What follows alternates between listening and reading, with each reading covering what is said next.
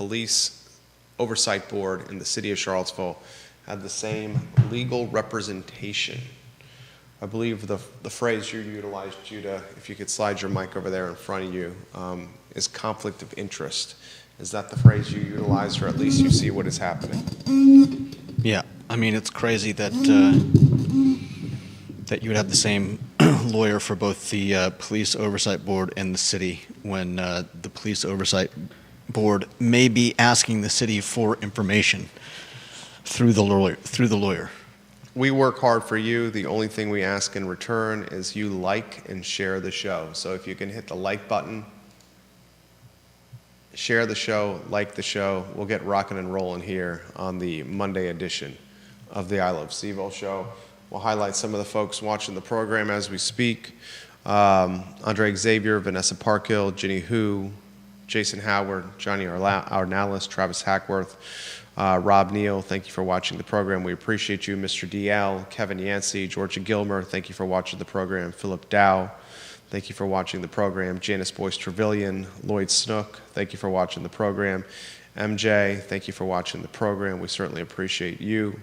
Give the show a like and a share. Michael Guthrie, Tom Powell, Tripp Stewart, Juan Sarmiento, Charles Yoder, thank you for watching the program. Judah Wickhauer, things are looking very good on my end.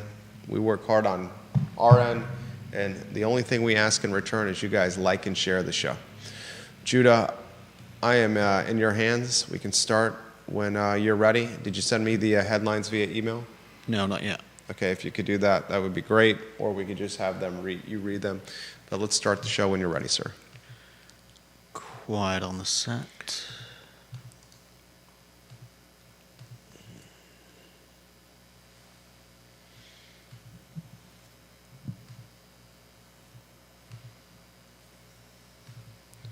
Good Monday afternoon, guys. I'm Jerry Miller. Thank you kindly for joining us on the I Love CVille show. It's a busy program. Take a look at the screen for today's headlines. We have the passing of a man in Zanice, the owner of Jack and Jill's, that has made an impact on many people's lives here in the Charlottesville area. Zanice was to Jack and Jill's on High Street what Mel Walker was to Mel's Cafe on West Main. And the comparisons and the parallels between the passing of these two restaurant icons, unfortunately, very similar and certainly impactful in this community. I'm going to highlight in today's show one of my favorite stories of interacting with Zanice on the program. It's a story I've shared in the past, but I think it's a story that's very reflective of Zanice the man, and kind of the friends and the movers and shakers that went in and out of his diner, his Greasy Spoon on East High Street. Today's program will also highlight Crozet, Virginia. I had a conversation in the swimming pool yesterday with a mother of two, and she said, you know, perhaps you should start talking about how development continues to come to Crozet, and how those of us who own homes that have been in Crozet for a while are getting to the point of thinking about moving away from a community we love so greatly. She talks about the schools being beyond capacity. She talks about infrastructure like roads and water and buses and getting to the point of log jams and quality of life impacts. So I want to talk about Crozet and when do we say enough is enough already when it comes to housing. And for those of us that live in the Ivy area, this pertains to you as well. In fact, I would say this pertains to anyone that's commuting into Charlottesville along that Ivy Road 250 corridor. So if you're in the Lewis Mountain neighborhood, if you're in the data science, if you're on that kind of west gateway from Albemarle County into the city, this applies to you, Crozet's density. So listen, participate, and join us in the conversation. We'll talk about the Tonsler Basketball League. Sean Tubbs has got an interesting tidbit in his community Substack about the Tonsler Basketball League on Cherry Avenue. He writes this. I'm going to unpack it as the show matures. City Council is going to hear of an additional $10,000 payment to the Tonsler League from the city's Vibrant Community Fund. This is in addition to the $15,000 the city's Parks and Recreation Department pays the Tonsler League. And interestingly, the state budget allocates $250,000 to the city of Charlottesville specifically for the purpose of running the Tonsler League. If I'm reading perhaps what Sean Tubbs is reporting, and Sean reports facts, does not give a lot of commentary and opinion, it looks like the basketball league, the Tonsler League, that plays its basketball on Cherry Avenue, is on the cusp of potentially $275,000 in city and state funding. $275,000 in city and state funding for the Tonsler League. We'll talk about that on today's show. Also on the program, we will talk about a UVA swimmer qualifying for the 2024 Olympics, the unfortunate exit of the Virginia baseball team from the College World Series in Omaha, and yet another restaurant for sale on the UVA corner. We'll weave Judah Wickhauer in on a two-shot. I want to tease the story that you find most compelling before we get back to Zanice, the owner of Jack and Jill's. Why did you find the Police Oversight Board and the City of Charlottesville, interestingly, being represented by the same attorney, as compelling content for our viewers and listeners? I mean, I would think it was compelling to just about anybody reading about it. It's insane to think that that one, a police oversight board that might be requesting, in fact, is requesting information from the city, is being represented by the same lawyer as the city. And how do you know which side? I mean, it's just insane. Why would, I mean, the lawyer is there to represent one or the other. While the Police Civilian Oversight Board was struggling with the city to regain access to police records, the city hired the board's attorney. I mean, that pretty much says it all. And where are you reading from? Is that verbatim from somewhere? Yeah, this is from Charlottesville Tomorrow. All right, so Judah's going to make a compelling case later in the program of why this is conflict of interest. Be prepared to do that. Market Street camera, if you can go to, you see the former mayor walking by with a fresh haircut, Lloyd Snook, who was watching at the beginning of the program. I want to go to the Zanice story. By now you know the owner of Jack and Jill's restaurant has passed away. Perhaps you don't. Late last week, this gained significant traction on social media. Zanice died late last week in Cyprus, and he impacted a lot of folks in this community. Zanice, a neighbor of ours in the Glenmore neighborhood of Keswick, I would routinely see Zanice, as early as this year, walking around the neighborhood to get his exercise in. He was the proprietor and the longtime daily operator of Jack and Jill's, the Greasy Spoon on High Street.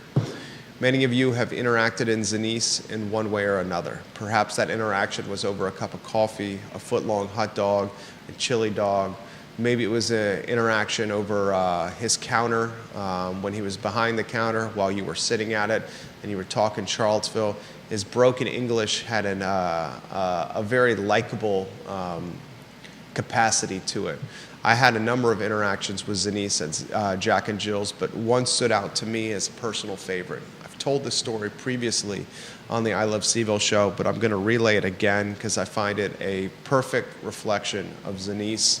Zanice, the man, his network of friends in this community, and what he was trying to do for someone, me, very young at the time, trying to start building their respective business.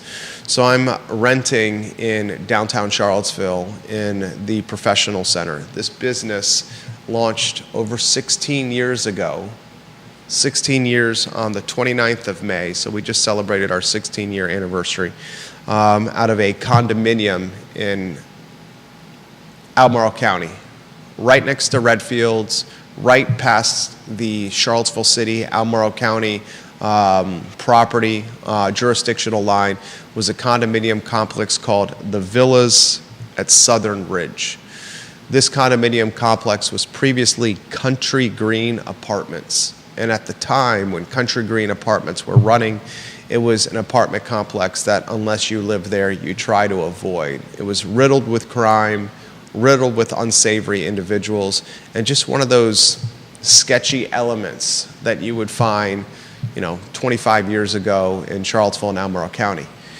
This condominium complex was converted by Bart Fry, a developer out of Virginia Beach, into condos. It went apartments to condos, with this Virginia Beach developer purchasing the apartment complex. In over 5 phases, he converted what was a sketchy neighborhood into a resale condo neighborhood. I purchased my condominium, I want to say 18 years ago, roughly. About 18 years ago. And phase 1 of the project. At the time, Real Estate 3 was doing the sales for Bart Fry's condominium complex. The team was led by Jeff Gaffney. He brought in Rick Spagoni, Amanda Spagoni, Mustache Dan Pennant as his sales office. They took a condo at the Villas at Southern Ridge on the first floor and converted it into a sales office from a residential office. So I walk in there fresh out of the University of Virginia. I think I was 2 years out of UVA, 24 years old. Didn't know my mouth from my bottom. Figuring things out. Go into this office and I said, you know what, I'm tired of renting. This condominium is $182,000. It's pretty much the only thing that I can afford as a 24, 25-year-old in Charlottesville and Albemarle County. At the time, I was renting in Belmont on Little Graves. I had me, my buddy Mike, my buddy Tom, and my buddy Shannon. 4 of us were renting at 208 Little Graves from Arthur Feiner. He had a 2-bedroom house, and 4 of us were renting this house. Tom converted the green room or the greenhouse into a bedroom. Shannon climbed a rope ladder to the attic where he lived in a non-cooled or heated attic. I had a bedroom, Mike had a bedroom, and we were able to afford to live in Charlottesville as 24-year-olds. I lived there for about 12 to 18 months, and I realized, look, I need to start figuring out something of permanence, because this is going to be my home. I'm about to launch this business. I need a place to live that doesn't have one of my best friends climbing a rope ladder and living in an attic directly above my bedroom where I can hear literally every single thing he does directly above me, or my other buddy Tom living in a greenhouse at the back of the back of a falling down house. So I buy this condo, phase 1, I think it was like $182K. Public record, you can find it online. And I was promised, or I was told, and no one can see into the future, so I don't hold this against anybody, but I was told there would be 5 phases of built-in equity. And Jerry, if you buy in phase 1 at $182, phase 2, we're going to raise it to $187, $5,000. Phase 3, we're going to raise it another $5. Phase 4, another $5, and phase 5, an additional $5,000. So you'll have $5,000 of built-in appreciation as soon as we open the second phase. And over the course of the other phases, you're going to have $20K in built-in appreciation. I said, that sounds great. $182,000. At this time, any Tom, Dick, and Harry could get a loan. This was before the housing crash. I somehow qualified for a loan. I got this loan, I moved into this condominium, and I immediately launched what would soon become this company. As I'm living in this house, in this condo on the second floor of the Villas at Southern Ridge, very quickly the housing market went to crap. And 2008, 2009, 2010, we all remembered what happened. There was too much speculation going on and too much easy money on the street. People were getting loans that should not had gotten loans. And that caused a housing market crash that led to a recession. And launching a business during a recession was one of the most difficult things I've ever done, but at the same time, one of the most perfect times to launch a business. I learned how to bootstrap in ways that most people do not, because there were not a lot of clients out there. And for 6 months, I had 0 clients. I watched my savings dwindle to nothing. I had to take 2 of the bedrooms in this 3-bedroom condominium, rent them out to friends, give them below market rent. And if they had not have said yes, if they had not have rented these bedrooms from me, I probably would have defaulted on this mortgage at this condominium. So I'm going to get to Zenice and Jack and Jill's here in a matter of moments. We get some traction with the business, and the business gets 1 client. And then the second client is Andy McClure, who owns the Virginian restaurant, the Biltmore. He owns West Main at the time. He owns the Greenskeeper, which was 3 at the time, had a handful of restaurants, and we did really well by him. And we helped him launch Citizen Burger Bar. Created the logo, built the website, did the marketing. This restaurant exploded. In a lot of ways, the success of Citizen Burger Bar, and when it initially launched, the line was like an hour to 90-minute wait on most nights. When that brand and business launched, we got incredible traction. People started realizing that what we were doing at this advertising and branding firm was impactful. We were using social media and digital marketing in Charlottesville and Albemarle County and Central Virginia to drive business to drive new customers to businesses before anyone else. At the time, people were using social media and Facebook to hook up with girls or hook up with guys or to just post photos of what they were eating online. We were using it for strategic purposes. That got us a lot of traction and a lot of new business. And at that point, I realized that I had to take the business out of the condo, because if I was going to take the next step as a legitimate business, I had to invite clients to speak to me in a professional setting. And this tiny condo, where it was 2 filing cabinets and a door laid on top of 2 filing cabinets as a desk, was not professional. So the first place we rented was a tiny office above South Street Brewery. Judah Wickhauer starts working for the firm about this time. And as we go from the condominium, where Judah's desk was legitimately a filing cabinet on the left side, a filing cabinet on the right side, and a door put on top of it, I said, we're going to move into South Street Brewery. Well, you know what? I was awful at picking offices. I did not anticipate growth trajectory and adding additional team members. When we moved into South Street, Judah and I pretty much could only fit in these tiny offices. They're about 90 square feet. If there was a client that brought a partner, or heaven forbid, 2 team members with them to a meeting, 5 people could not meet in these offices. So I signed a 6-month lease with Paul Malberg of Silvergate Realty, who was managing the South Street offices. I had to break the lease and said, Paul, we're at capacity. Fortunately, he let us out. That's when I moved to the Professional Center, the building on the downtown mall that is home to United Bank, right next to the Bank of America ATM on the downtown mall. There's a Thai restaurant in the back of the Professional Center. This building was owned by a man that still serves as a mentor to me today. His name is Bill Nitchman. We moved into the 3rd floor of the Professional Center into an office that was large. I think I was paying like $495 a month at the time. Right next to me, Bill Nitchman had his office. And little did I know that Mr. Nitchman was a significant real estate owner, commercial and residential, in Charlottesville and Albemarle County.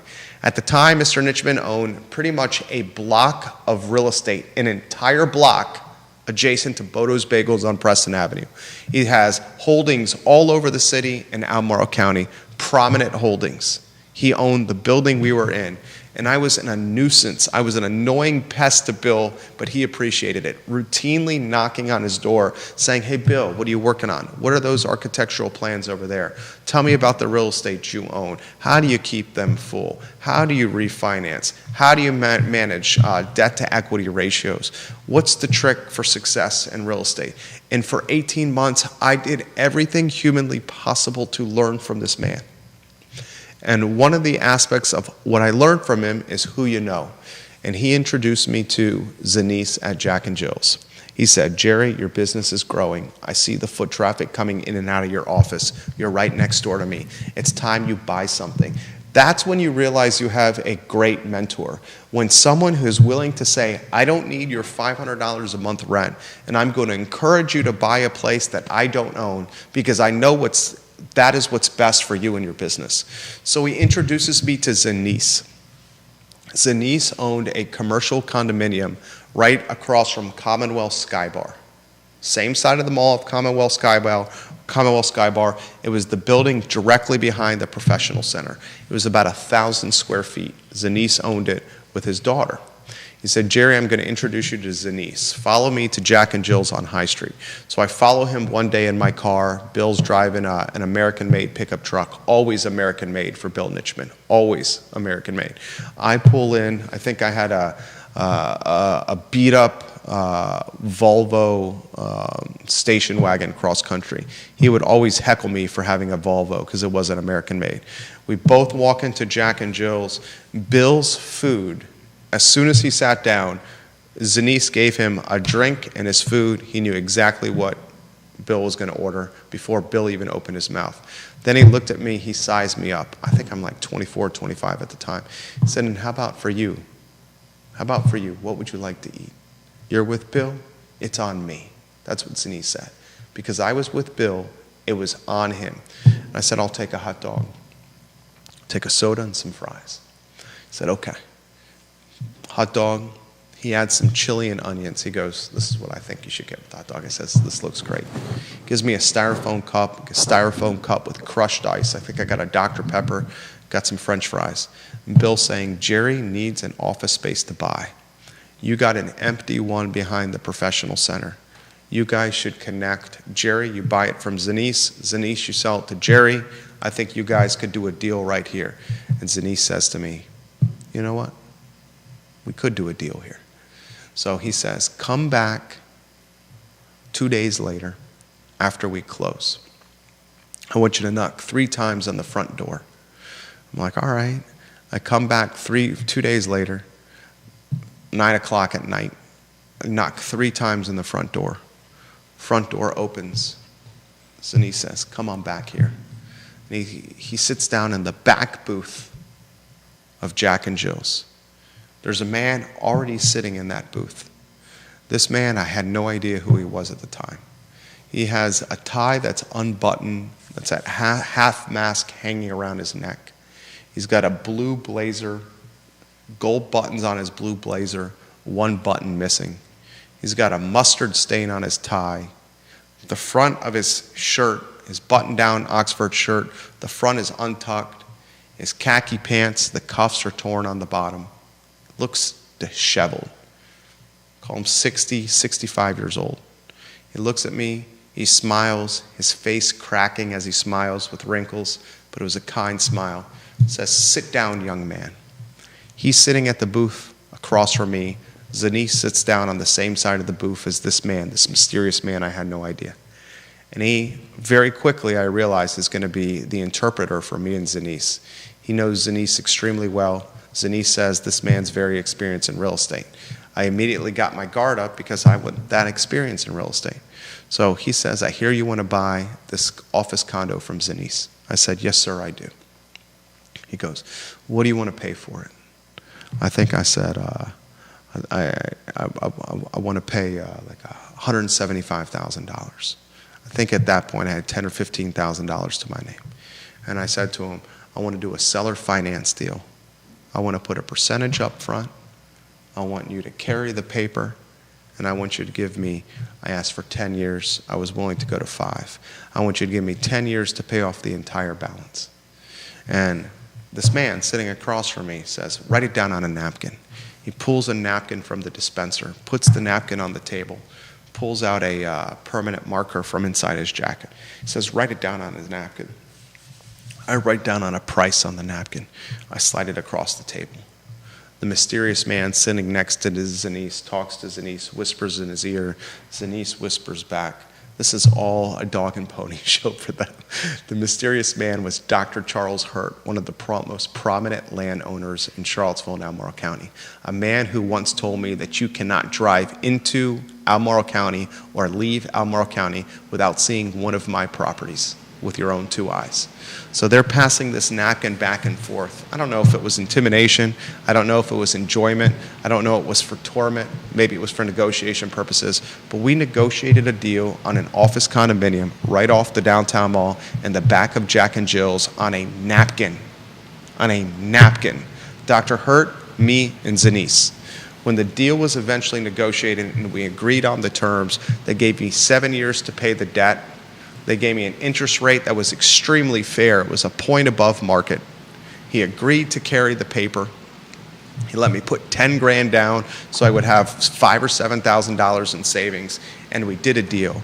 And then he stood up, Zanice did. He clapped his hands together like this, and he said, "We have a deal, and now we celebrate." He walks off from the booth, and he comes back with a bottle of Ouzo and 3 Dixie cups.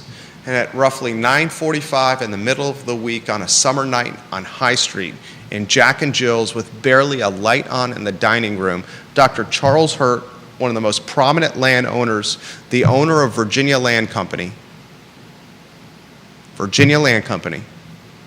the man who shows Frank Bailiff, now the owner of Southern Development, the ropes when it comes to real estate.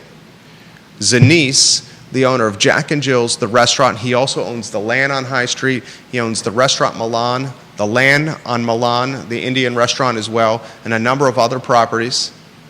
And little old me, who own a $182,000 Phase 1 condominium in what used to be the ghetto, literally. We're sitting there in the back of Jack and Jill's drinking Ouzo out of Dixie cups. After Dr. Hurt leaves, Zanice says, come with me. And we go to the kitchen next to the vent above the stovetop. He turns on the vent, he pulls out a Greek cigarette, smokes the Greek cigarette. As the smoke starts getting pulled up by the vent, offers me one. I'm like, I guess I'll smoke a Greek cigarette. I end up smoking the Greek cigarette, having a little bit more Ouzo with Zanice. And he said, you come by 2 days from now, and we'll sign the paperwork. I'll have my attorney draw it up. It'll be a couple of pages. Unfortunately, that deal fell through. And that deal fell through because at the time, I didn't know this.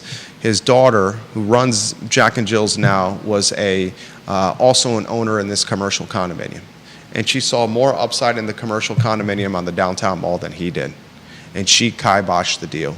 And he looked at me when I came back 2 days later, and he was incredibly apologetic because he was a man of his word, and he realized that we made a deal, and this deal was not going to materialize. And he was deeply apologetic, deeply apologetic. But this story is a reflection of Zanice in a number of ways. It was a reflection of Zanice because this guy knew everyone. He knew folks that worked on asphalt for the city of Charlottesville that eat lunch there at his Greasy Spoon, to the Bill Nitchmans and the Dr. Charles Hurts of the world, the power players of Charlottesville and Albemarle County for multi-generations. It didn't matter. He treated a 24 or 25-year-old kid, me, with the same respect that he treated a Dr. Hurt and a Bill Nitchman. Same respect. In this particular interaction with Zanice, I saw how connected he was, but I saw a man who did not allow his success and power and influence to cloud or alter his kindness and how he treated others. I saw a guy who tried to negotiate a deal in fair terms. Not take advantage of somebody, but negotiate it in fair terms. I saw a guy that utilized food to build human connection, just like Mel Walker did with Mel's Cafe. Food was utilized to build connection with others. I saw a guy who was generous with his time, generous with his spirits, proverbially and figuratively. And I saw a guy that was willing to give someone he saw potential and promise in a leg up by striking a seller finance deal where a lot of others would not. And today, we've lost Zanice at Jack and Jill's on High Street. He's in heaven. We've lost Mel Walker of Mel's Cafe. He's in heaven. We've lost 2 community stewards that have impacted very different portions of Charlottesville, but at the same time, very similar portions of Charlottesville. Power players ate at Mel's. Power players ate at Jack and Jill's. The average Joe and the average Sally ate at Mel's. And the average Joe and average Sally ate at Jack and Jill's. When communities like ours lose brands and businesses like Mel's, Lumpkins, I don't know what's going to happen with Jack and Jill's. I hope his daughter continues it. It's to the loss of community charm and community history. And the fear I see is the community becoming Main Street USA everywhere and anywhere, as opposed to Main Street, Charlottesville, Virginia. And that's why we live here. It's the charm. It's the quaintness.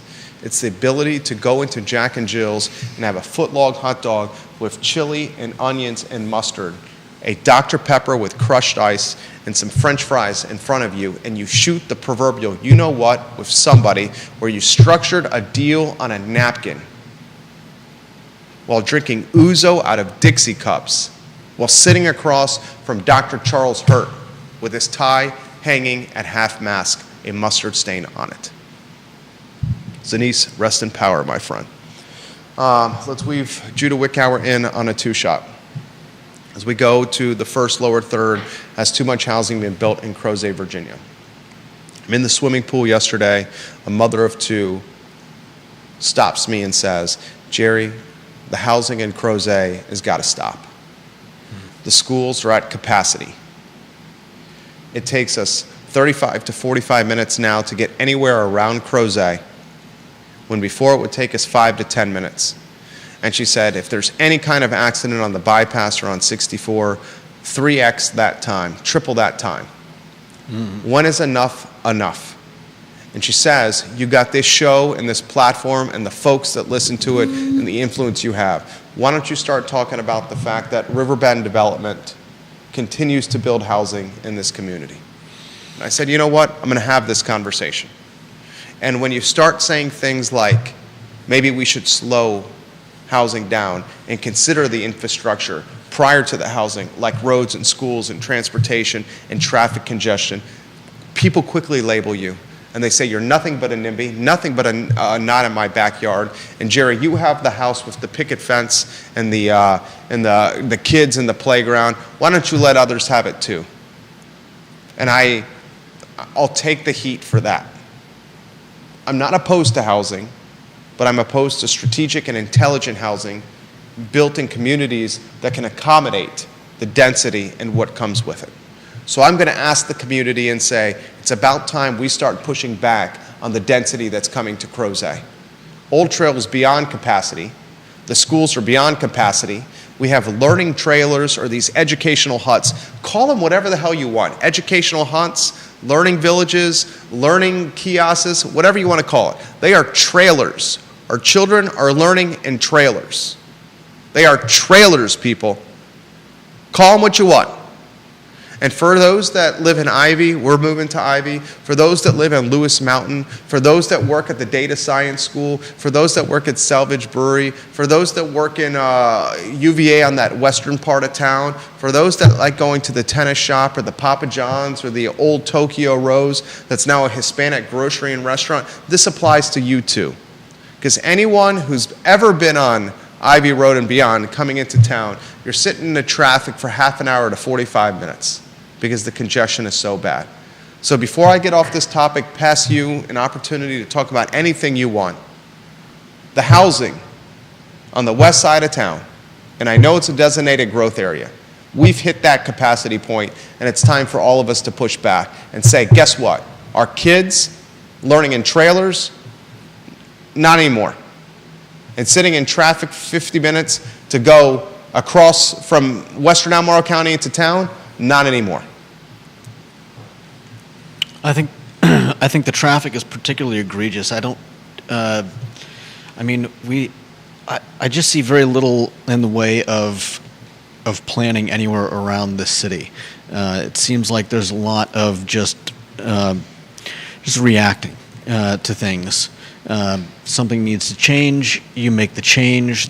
I don't know that I've ever seen a whole lot of vision for how to make this place work better. I mean, we should be constantly wanting to better our city and our surrounding area. But I just see, you know, a lot of reaction and very little in the way of, you know, obviously planning for the type of population boom that you've got in Crozet, and not having enough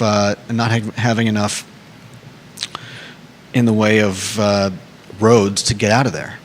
And yeah, of course, you know, we do need more housing, but that should come as a result of planning, and not as a reaction to, well, we've got to expand because there's not enough housing. We had a meeting this morning, a board of directors meeting about a building that I'm one of the owners in, and we have a property management company that manages it, and we are looking for a service that is less reactionary and more preventative.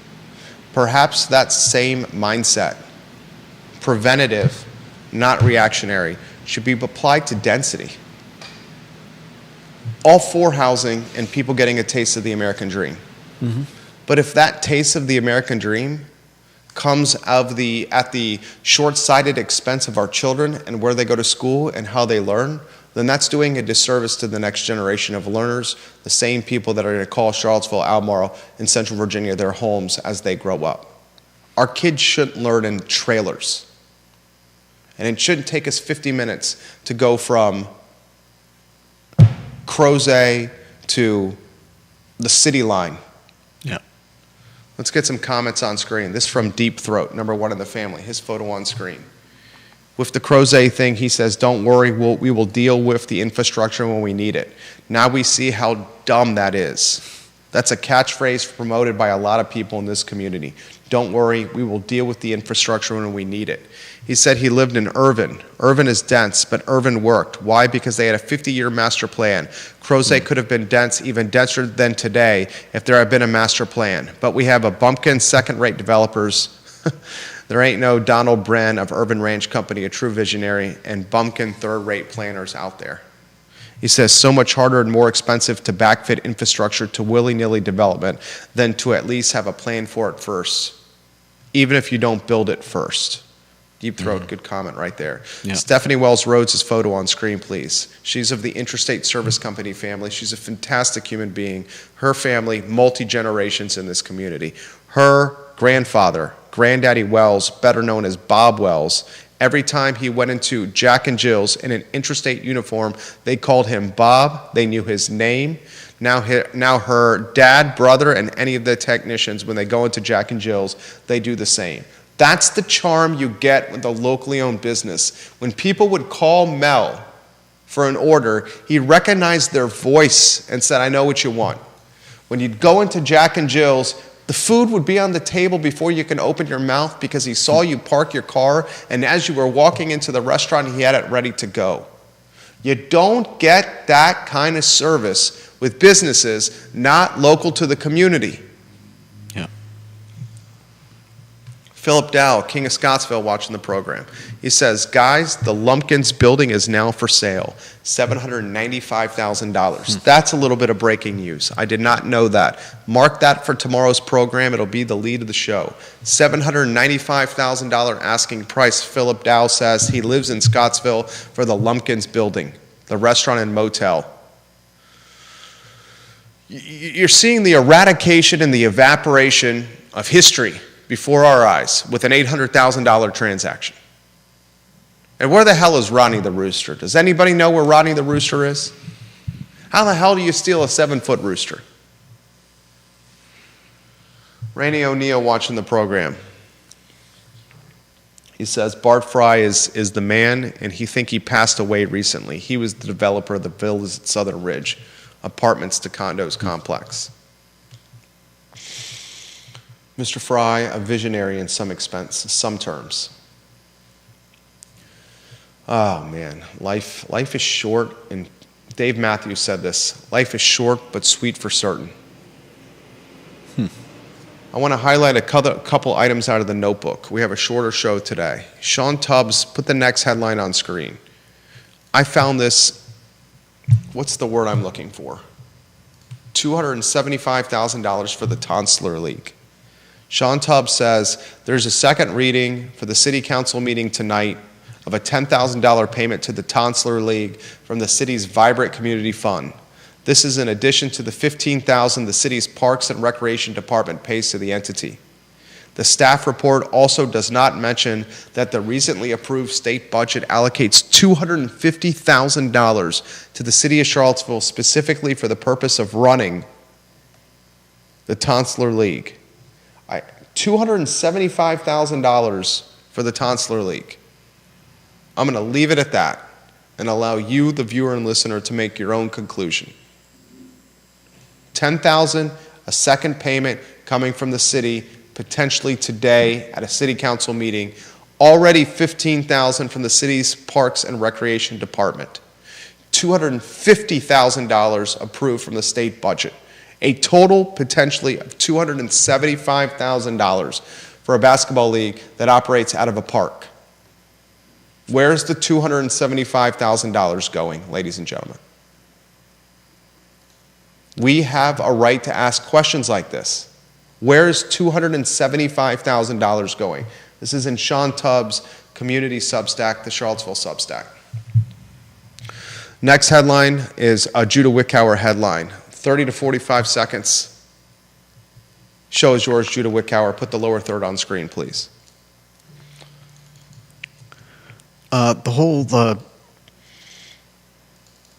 This whole issue of having the same lawyer for the the PCOB and the city is just crazy, and some of the information on this is even crazier. The board reached out to the company that the attorney comes from. The lawyer comes from is named Sands Anderson. They're a company out of Richmond. And when they reached out to this company, asking them to reconsider if it needed to give them a different attorney, the firm's ethics officer told them that they should consider hiring a new firm instead, which seems insane when I believe the firm and attorney were hired by the PCOB first. It's just nuts. And so in what may end up being a lengthy process, the PCOB is now looking for new counsel.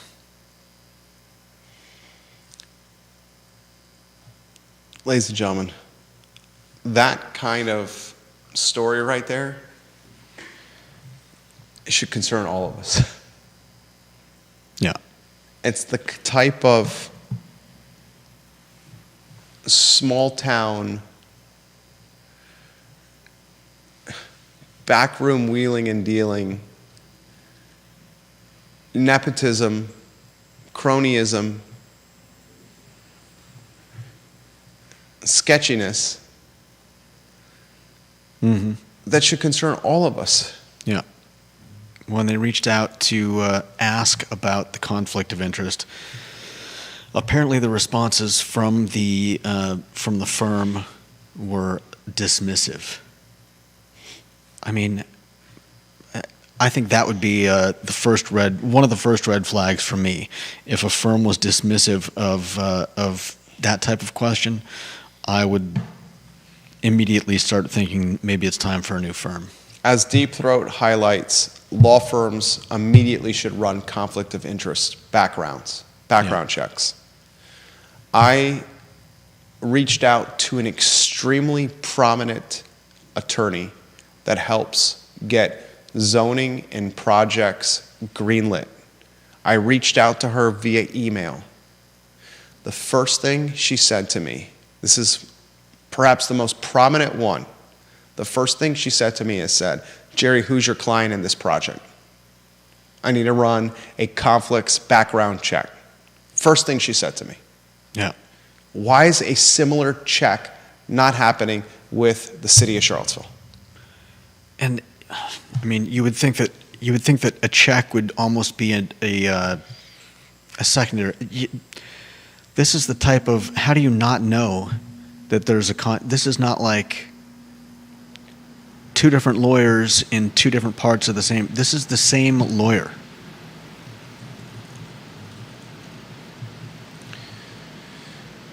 Ask the right questions, ladies and gentlemen. Ginny Hu's photo on screen. She said you all should run one of those running clocks on the bottom of the screen to keep track of how long Rodney the Rooster has been missing. And she agrees they need to slow down housing in Crozet and work on infrastructure. You're at the point of Crozet, a community that I find absolutely fantastic. I've been here 24 years in August. Was it Uncle Charlie's, the bar that used to be in Crozet, that we all used to patronize? You're at the point where Crozet is so dense with housing, people, and traffic that it's getting beyond unsustainable. It's becoming close to unlivable. And I'm not trying to hyperbolize, but we're almost getting to that point, and folks that live in Crozet can understand what I'm saying. We need to save a couple of topics for tomorrow's show, including another restaurant for sale on the UVA corner. I do not have this listing. I'm a business broker. I sell a lot of businesses in this community. This particular business is represented by one of the out-of-market brokers. And it's a UVA corner restaurant with an asking price of $149,000, a Mediterranean restaurant. We'll talk about the Mediterranean restaurant on the UVA corner that has an asking price of $149,000. There are more restaurants on the brink of coming to the market, restaurants that you know. This topic on tomorrow's show, save that on the headlines for tomorrow, along with the Lumpkins asking price. We'll also talk Virginia baseball on the Jerry and Jerry show tomorrow with Jerry Hootie Ratcliffe and a Virginia swimmer who is now qualified for the 2024 Olympics. That's the I Love Seville show on a Monday afternoon, about 50 minutes today, because I have a meeting that I just cannot miss. For Judah Wickower and yours truly, Jerry Miller, thank you kindly for joining us. So long, everybody.